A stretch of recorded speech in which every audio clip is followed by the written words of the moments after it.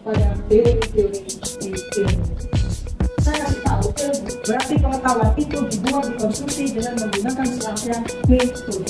Serangkaian cara-cara kerja metode disebut dengan metodologi. Nah, S3 tidak boleh menulis bab metode penelitian.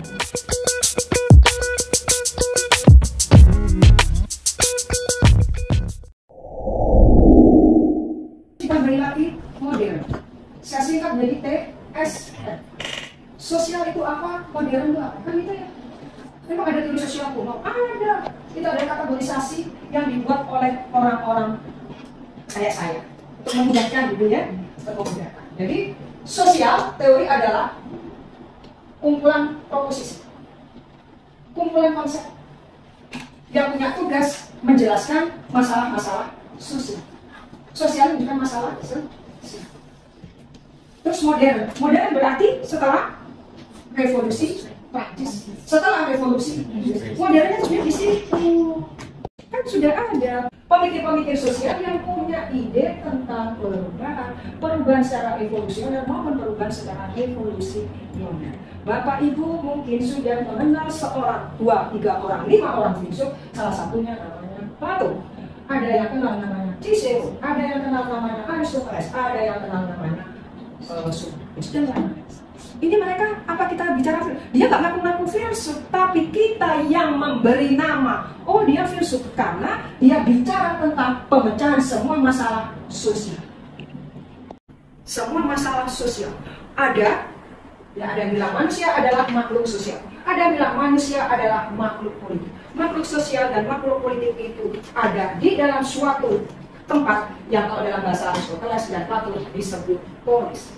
Karena dia makhluk politik, maka harus ada di dalam polis. Kalau dia makhluk bukan politik, bukan dewan politik, maka dia ada di mana? Di kebun binatang. Gak usah dipikirin, karena dia nggak punya hak dan nggak punya kewajiban. Mau dia bertengkar dengan pakai hewan buas, bertengkar gelap, bunuh-bunuh nggak apa-apa, nggak usah diurus. Tapi kan ada manusia, harus ditata, polisnya harus ditata. Termasuk yang memimpin, yang membuat kebijakan harus punya moral tertinggi. Oleh karena itu ketika kita mengenal polis, kalau kita benar-benar membaca karyanya Plato dan Aristoteles dalam buku Politik and Republic, kita akan selalu menemukan kata virtue, kebajikan.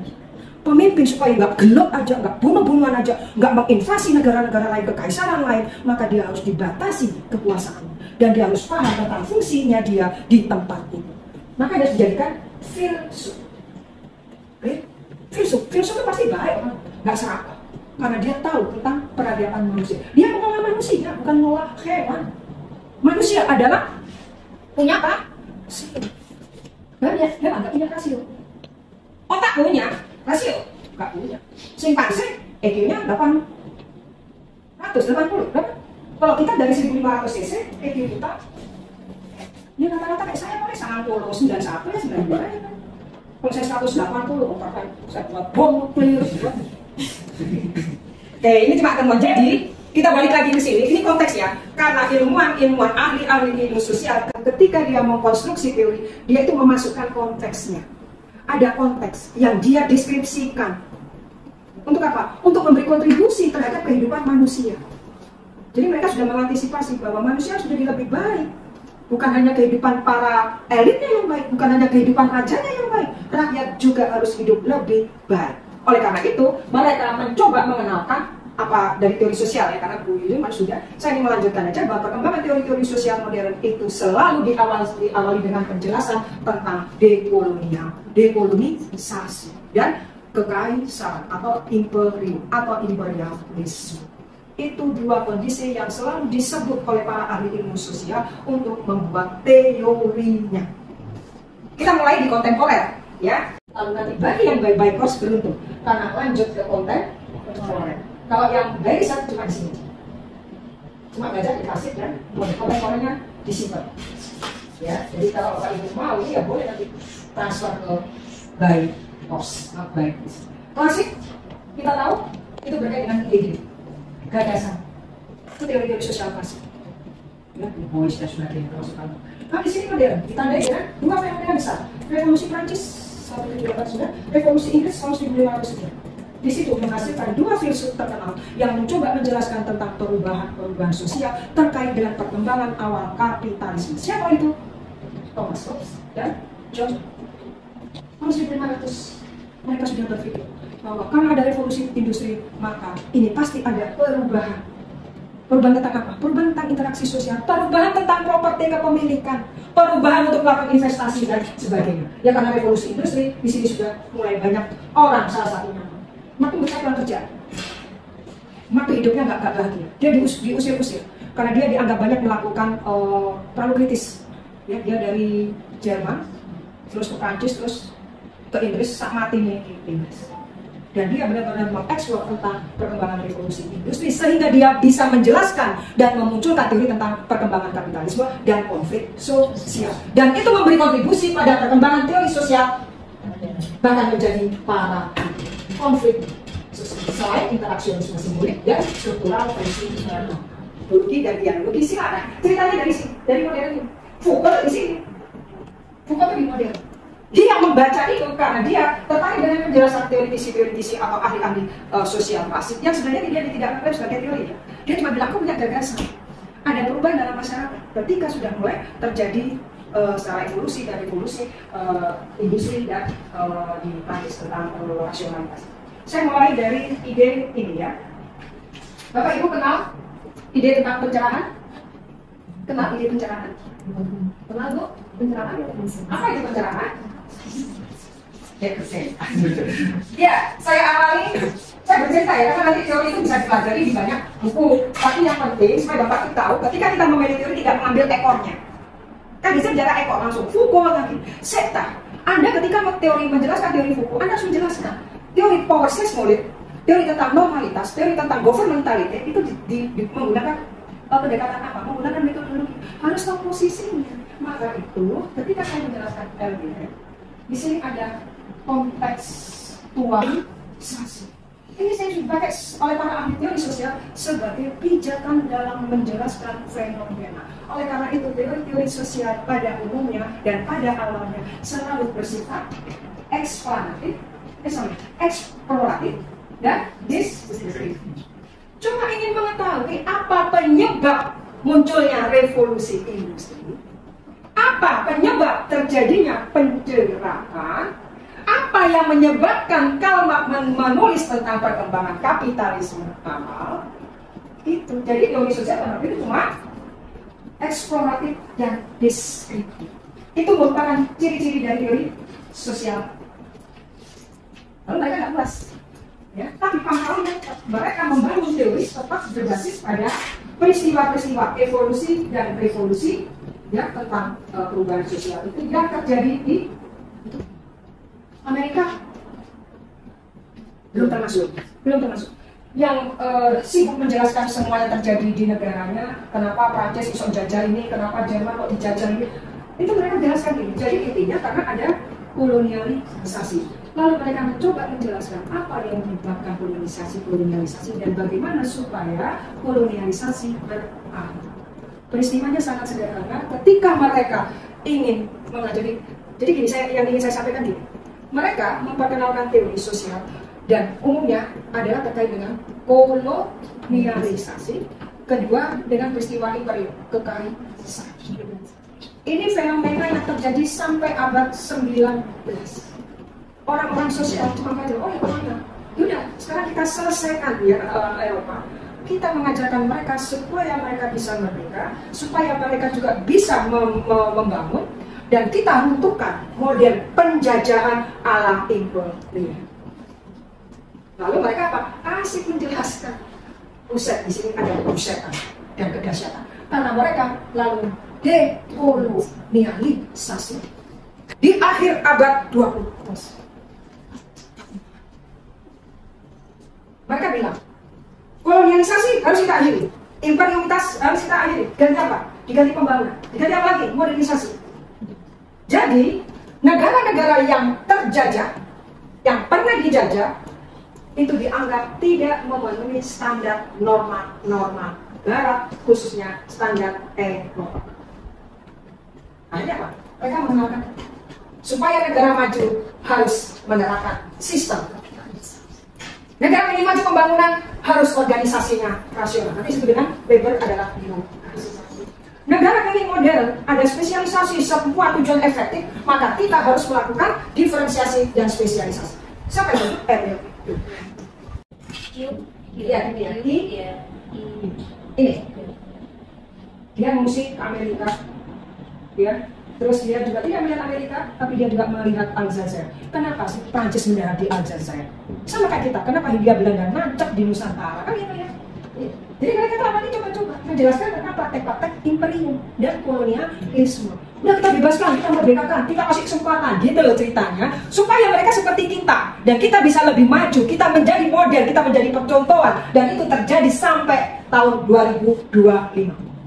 Jadi negara dunia ketiga tidak akan pernah berkembang menjadi negara maju, kecuali dia bisa mengungguli temuan-temuan teknologi dan ilmu pengetahuan. Karena sejarah perkembangan nation state itu selalu bergantung pada dua variabel. Satu, teknologi, ketiga, kapital. Kedua, kapital, ketiga nanti baru ilmu pengetahuan. Jadi kenapa kita sekarang begini? Ya kita tergantung pada teknologi. Kita mintakan teknologi boleh nggak? Nggak boleh. Lu modal dari gue kok mau mintakan teknologi? Ntar dulu bos ya. Enak banget, uang saya dibuat uji coba, mau play sorry, nggak boleh. Maka kita di-embargo kalau mau menentang. Ya kayak Irak, dianggap sebagai negara dunia ketiga, ketika dia punya senjata nuklir dicurigai oleh Amerika. Yang punya nuklir hanya Rusia, yang punya nuklir Amerika. Nah Iran punya nuklir, Kongo punya nuklir, Indonesia punya nuklir, punya bahannya. Tapi nggak boleh digunakan. Seperti itu ya. Jadi kalau kita belajar tentang teori sosial modern, tujuannya untuk apa? Ada yang tahu? Bukan hanya untuk mengeksplorasi, bukan hanya untuk mendeskripsikan, tapi kita juga ingin menjelaskan bagaimana posisi suatu negara ketika dia mengadopsi bentuk-bentuk kapitalisme, bentuk-bentuk liberalisme, bentuk-bentuk demokrasi. Ke situ ah. Bapak Ibu yang dari ilmu politik adakah? Satu? Yang lain nggak ada. Politik nggak laku ya. Ibu politik? Politik HI. HI adalah sebidang ilmu. Bapak jenengnya dari mana Pak? HI politik atau pemerintahan? Pemerintah. Itu sebidang ilmu politik punya 8 sebidang. HI administrasi publik, metode perbandingan, teori politik, tata kelola pemilu, psikologi politik, ya, dan yang poin 8. Ada yang bilang 7. Dia ini butuh 7 karena dia waktu itu ke kamar mandi. Jadi gak nulis.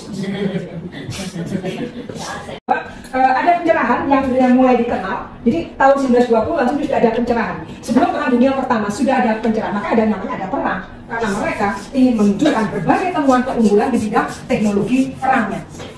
Ya, saya mulai dari peristiwa pencerahan tahun 1920. Ini ada banyak ahli, ya satu Smith. Namanya siapa? Durkheim? Adam Smith, iya. Karena Smith ada dua, selain Adam Smith, dia juga kritisi ilmu sosial. Kedua, Marx sama sahabatnya. Siapa sahabatnya? Aminah.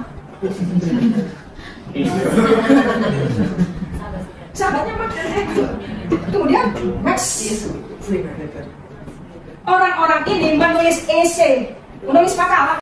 Itu kapitalisme. Mereka menulis paper. Penting loh kapitalisme, penting loh kekuatan modal, penting loh individu-individu yang kaya diberi ruang untuk membangun negaranya, penting loh individu-individu yang punya modal, punya keterampilan, punya skill untuk membangun bangsanya, membangun masyarakatnya. Jadi kita harus positive thinking tentang kapitalisme. Lebih kurang mereka jauh curiga sih. Kita tanpa kapitalisme juga nggak ada. Kita tanpa kapitalisme kita nggak ada. Jadi kita jangan berpihak seperti buruh. Gara-gara kapitalisme saya jadi buruh. Lalu kalau nggak ada kapitalisme ya juga tidak bisa jadi buruh. Ini merupakan lingkaran setan. Lingkaran setan bahasa Inggrisnya.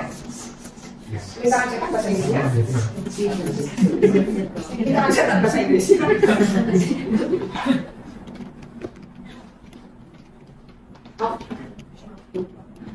Lingkaran setan. Nama 5 orang itu yang tadi saya sebut, itu semuanya menempatkan arti pentingnya berubah. Itu semua yang menempatkan pentingnya arti dari kapitalisme.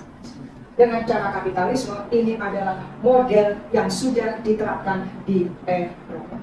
Kalau ada negara yang belum punya bibit-bibit perkembangan kapitalisme, ayo kita beri dia kemerdekaan. Kayaknya semua skenario gitu, ya. Jadi Nagasaki dibom sama Hiroshima karena Jepang nolong gitu. Sedangkan Jepang ingin juga menjadi pemenang Perang Dunia Kedua di kawasan Asia. Jerman ingin jadi pemenang Perang Dunia Kedua di Eropa. Ini ada di Amerika itu sebagai kuda kita. Ya kan? Begitu ngebom Jepang, Jerman ada, Indonesia yang merdeka. Gitu kan? Nah, dari problem itu kita bisa mengetahui bahwa ternyata Indonesia yang dulu namanya Hindia Belanda juga bisa dieksplor untuk melakukan perubahan sosial, perubahan politik, perubahan ekonomi, dan lain-lain. Intinya di sini mereka mau tidak mau dikenalkan yang namanya adalah kapitalisme. Kapitalisme selalu berkaitan dengan ideologi yang namanya modernisasi atau pembangunan Islam. Pembangunan Islam, modernisasi selalu menghadirkan satu kapital, dua teknologi, tiga ilmu pengetahuan, empat birokrasi. Jadi ada birokrasi. Birokrasi itu merupakan bagian dari sub bidang ilmu yang namanya kebijakan publik atau administrasi publik. Jadi ceritanya entah Bapak Ibu mau belajar administrasi publik, entah Bapak Ibu nanti mau mendalami komunikasi, mau mendalami antropologi, teorinya sama, teori sosial. Ya. Jadi kita belajar hari ini kan memang ada dalam disertasi, ya, karena yang kita bicarakan itu adalah gambaran secara detail bagaimana ahli-ahli ilmu sosial mengkonstruksi teorinya. Ya, misalnya mereka nggak bilang mengkonsumsi teori, kita yang ngasih nama. Orang-orang ada 20 yang ngasih nama. Oh, Max Weber menulis tentang rasionalitas organisasi. Max Weber yang membuat tentang tindakan sosial. Marx yang bicara tentang revolusi buruh. Marx yang bicara tentang perkembangan kapitalisme. Habermas yang ngomong tentang tindakan komunitas. Itu lanjutan dari peristiwa 1920. 1920 lanjut ke 1500-an. 1500-an lanjut ke peristiwa 1700-an. 1700-an lanjut peristiwa 1900-an. 1900-an lanjut tahun 2000. Kita di sini yang disebut dengan milenium dan isu-isu tentang sustainability. Di sini, ini teori sosial itu ada di sini. Nah nanti saya nebaknya ini di 2030 akan ada teori-teori sosial yang tidak lagi kontemporer tapi nggak apa-apa. Digital. Iya, dia digitalisasi. Teori digital ada, tapi kan dia membuktikan fenomena di sini. Yang di sini membuktikan fenomena di sini. Di sini membuktikan fenomena di sini. Sini. Oleh karena itu pentingnya kita memahami bahwa suatu teori atau teori-teori sosial itu lahir dari kontekstualisasi. Apa konteksnya? Adalah kolonialisme dan kekaisaran. Bentuk baru dari kekaisaran sekarang adalah globalisasi. Bentuk fisiknya adalah dalam neoliberalisasi atau kapitalisasi. Clear? Karena ini teori sosial modern, jadi teori sosial modern kita fokusnya kemana? Ya ke 5 orang. Maksudnya Marx, Gordon, Boyce, dan Weber. Yang tadi saya sangat prihatin itu ini. Bapak Ibu kenalnya Karl Marx, pasti kenal ya? Pernah dengar? Itu S1 sebenarnya linguistik. Oh kenalnya The Social Bears itu ya? Iya ya, segitiga makna. Makna ada di kepala orang. Makna adalah konstruksi sosial. Kita kalau lihat lampu merah berhenti kok gak berhenti gitu. Konstruksi sosial, simbol, makna, tanda penanda dan apa sih? Tanda 695. Iya wes. Itu nanti segitu ke sosial ya. Itu masuk dalam post strukturalis. Kenapa ada post strukturalis? Karena strukturalis sudah jenuh. Tidak bisa menjelaskan, jadi cuma bisa menjelaskan yang dilihat, yang diucapkan, yang komunikasikan. Keren ya orang zaman dulu ya. Mari kita belajar. Bapak Ibu kan juga diminta untuk memberikan kontribusi dalam pengetahuan, ya. Diminta loh, coba bukan disertasi. Harus ditulis. Kontribusi disertasi ini adalah untuk memberikan gagasan atau mengupdate konsep tentang apa aja. Menyempurnakan gagasan tentang tindakan komunikasi, memberikan gagasan tentang komunikasi apa, memberikan gagasan tentang gerakan sosial. Bojo nggak lengkap, ini lo lengkap gitu. Itu namanya kontribusi yang dirumuskan dalam bentuk novel. Sudah diajari merumuskan novel itu udah kemarin. Saya dulu ngajari itu, terus lama-lama digeser, terus akhirnya masuk seperti itu. Baik, jadi saya sampaikan gini misalnya. Ya bagi yang bukan dari ilmu sosial tapi ilmu humaniora, yang humaniora ya, human, theory of human, bagaimana mempelajari tentang eksistensi manusia. Jadi pendapatnya ada esensi yang nature dan nurture. Kita ya, kita bu. Kan dan mana tidak salah. Lucu saya ini lucu. Ya kita tadi kenalnya Tocqueville, Du Bois, Durkheim, Marx, Weber. Ya kita kenal ini loh, aku tuh gak seneng. yang Durkheim itu dilupakan. Padahal Emil Durkheim adalah ilmuwan sosial, akademisi yang sibuk sekali untuk menguji coba tentang pendekatan positivisme. Dia statistik sederhana yang dicoba untuk mengukur mengapa orang melakukan bunuh diri. Dia tunjukkan bunuh diri karena ada kerenggangan dalam apa namanya solidaritas. Apa yang ketiga? Ada membangun solidaritas mekanis organis, lalu meningkat lagi bercerita tentang teori diferensiasi dan spesialisasi yang kemudian itu diadopsi, diambil sama Max Weber untuk menjelaskan syarat-syarat dari sebuah organisasi di suatu negara yang modern. Negara yang modern ada negara yang sudah bebas dari kolonialisme. Jadi mereka tuh nggak tahu sengaja apa tidak, semua teori dari orang-orang ini itu ada konteks tapi tidak ditulis dalam karyanya. Yang menangkap itu orang-orang lawan-lawannya. Ya misalnya yang membaca tentang Max Weber itu mereka membuat temuan kayak orang Sunda. Tombol. Ya, ini dalam Max Weber. Oh, dia kritik habis. Yang kedua adalah Anthony Giddens. Anda kenal Anthony Giddens? Harus kenal karena dia teori yang dalam level meso dan dia mencoba membongkar, melakukan konstruksi ulang tentang relevan tidaknya pendekatan struktural fungsi. Dia nggak kuno yo, sorry yo. Saya buat teori strukturasi. Saya memperkenalkan konsep dualitas. Napokaisme, bosan aku dengan dualisme. Dualitas. Terus berikutnya Mandel dan Tolstoy yang mengkritik tentang salah. Kamu salah.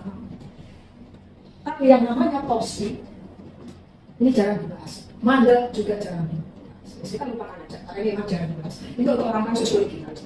Ya, baik. Lanjut. Berikutnya orang-orang ini PDDNB. Orang ini dengan inisial PDDNB ini disepakati dipelajari buku-bukunya. Ternyata mereka memberi kontribusi pada teori-teori di ilmu. Saya kasih tahu, ilmu berarti pengetahuan itu dibuat, dikonstruksi dengan menggunakan serangkaian metode. Serangkaian cara-cara kerja metode yang disebut dengan metodologi. S3 tidak boleh menulis bab metode penelitian. S3 wajib menulis bab yang namanya metodologi penelitian. Jadi bukan hanya menerapkan tata, mengumpulkan data, wawancara, observasi. Bukan itu, tapi harus menentukan kenapa saya meneliti tentang sosial kapital dari praktek yasinan di Kabupaten X. Jelaskan. Dari perspektif fenomenologi bahwa pengajian atau yasinan adalah harus ditulis seperti itu. Paham? Jadi bukan hanya jenis penelitian deskriptif, analisis data kualitatif. Itu namanya metode. Tapi kalau metodologi wajib kok. Nanti mungkin pembimbing Anda lupa, Anda yang ingatkan. Dan nggak usah nunggu dikasih tahu oleh rombongan Anda. Mas tidak metodologi penelitian. Karena metode hanya untuk anak S1 sebenarnya. Karena jenis-jenis penelitian, metode pengumpulan data, analisis data, gitu. Tidak pernah menunjukkan epistemologi. Tidak pernah menunjukkan ontologi. Padahal ontologi dan epistemologi menentukan metode, method and logos. Gitu ya Mbak ya? Kalau nggak jelas nanya. Meskipun nanti kita tersesat ya. Itu memberi wasiat kepada sosiologi dan ilmu sosial. Apa yang mereka jelaskan? Mereka berkontribusi apa? Ada yang tahu? Apa sih kontribusi Tocqueville, Durkheim, Du Bois, Karl Marx, dan Weber? Apa kontribusinya mereka? Jadi kita jangan hanya mau dibohongi gitu. Buktinya apa? Ternyata mereka punya bukti pertama, mereka punya ide. Pertama itu punya ide. Ide itu apa? Ide itu apa? Gagasan. Gagasan itu apa namanya? Pikiran. Makanya Anda harus banyak berpikir, jangan banyak pikiran. Ya Pak ya. Saya kebanyakan pikiran. Banyak berpikir supaya bisa jadi teori, supaya jadi gagasan, jadi ide. Ada ide, ada ide, ada gagasan. Lalu gagasan ini adalah menempatkan, saya bilang menempatkan kolonialisme dan menempatkan kekaisaran itu sebagai ide awal dari perkembangan masyarakat. Artinya apa? Kolonialisme dan kekaisaran itu yang menyebabkan mereka terkebelakang. Ini keterbelakangan menyebabkan kemiskinan.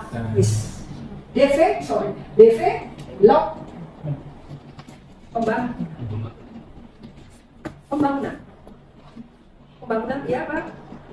kalau misalnya konsep development itu kita cukup terlalu traumatik ya tentang konsep development bahwa itu sangat top down sekali.